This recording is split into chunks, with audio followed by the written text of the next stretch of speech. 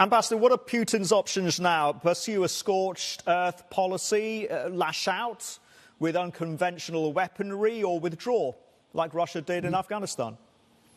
Well, what we're seeing, I think, now is the Russians lashing out at their military defeat by launching more missile attacks against civilian infrastructure in cities across Ukraine, which is really, it's not going to affect the course of the battle. It's more of just a expression of Russian frustration.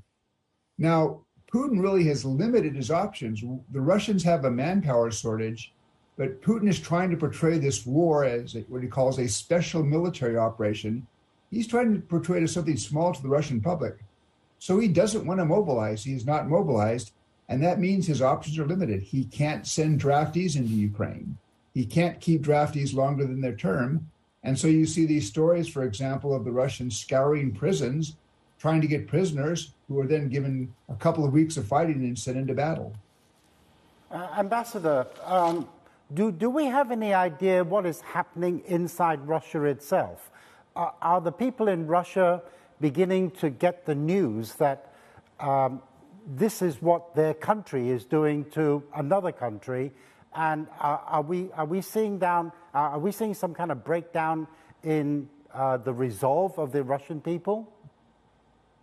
Well, not yet on a large scale. What the reporting seems to indicate is a lot of Russians just want to tune this out. They don't want to think about it. And from the Kremlin's point of view, that's perfectly fine. But I think you are beginning to see a few small cracks. On one side, the military bloggers in Russia have become increasingly critical of the Kremlin and of the Russian general staff for the conduct of the war. They would actually like to see harsher tactics applied.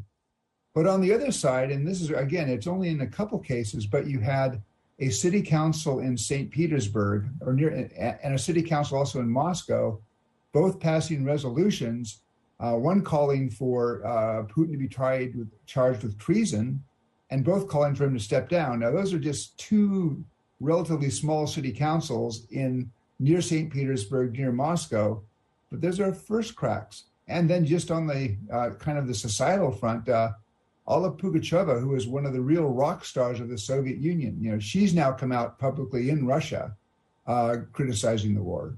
So there are some cracks. We'll see how they develop.